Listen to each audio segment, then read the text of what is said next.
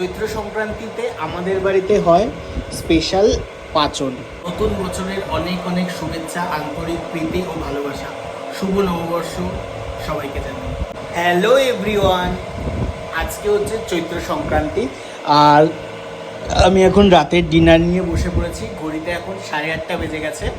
তো চলো, আর চৈত্র সংক্রান্তিতে আমাদের বাড়িতে হয় স্পেশাল পাঁচন। পাঁচল মানে সব রকম সবজি দিয়ে একটা তরকারি মতো করা হয়, উইদাউট কোনো মশলা, পুরো নিরামিষ। এইটা হচ্ছে আমাদের মধ্যে নিয়ম। চৈত্র সংক্রান্তিতে এই নিয়মটা পালন করা হয়। অনেকের বাড়িতে এই নিয়মটা আছে, তোমাদের কাদের কাদের বাড়িতে এই নিয়মটা আছে কমেন্টস করে জানিও। তো বছরের প্রথম আমডাল, তো চলো খাওয়া শুরু করি।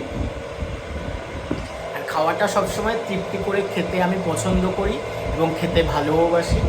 যেটাই খাই, বাইরের কোনো কিছু খাই, বাইরের ফুচকা খাই বা চা খাই, বা বাড়ি এসে এরকম থালা ভর্তি ভাত খাই বা ওটসের পরোটা খাই, যাই খাই আমি একদম তৃপ্তি করে খাই। যে আমডালের সাথে ভাজা, চলো।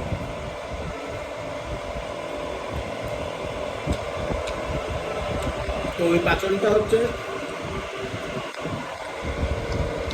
আমাদের বংশ পরম্পরায় হয়ে আসছে। আমাদের এই পাচনটা হয়, পাচনের মধ্যে মেনলি জিনিস যেটা থাকে সেটা হচ্ছে এঁচড়, আর হচ্ছে বাকি যত সবজি আছে, প্লাস হচ্ছে অনেক রকমের শাক পাতা দেওয়া হয়, সজনে ডাঁটা, লাউ শাক, কুমড়ো শাক, তারপরে বাদাম, আরও অনেক কিছু, আলু টালু, কুমড়ো টুমড়ো সব কিছু দিয়েই তৈরি করা হয়। তো কাদের কাদের নিয়মে পাচন আছে জানিও তোমরা কমেন্টস করে। আমরা না খেয়েছি এঁচড়, না খেয়েছি আম।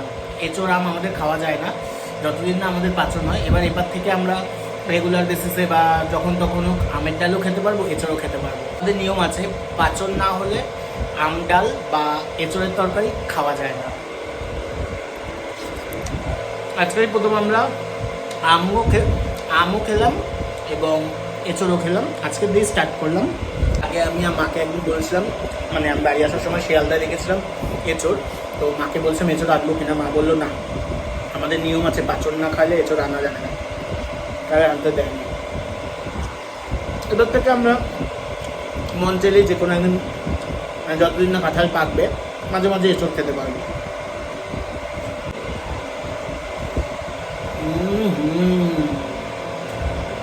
ফাটাফাটি।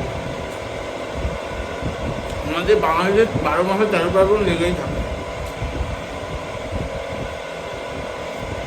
কালকের থেকে নতুন বছর, কালকের থেকে শুরু হয়ে যাবে।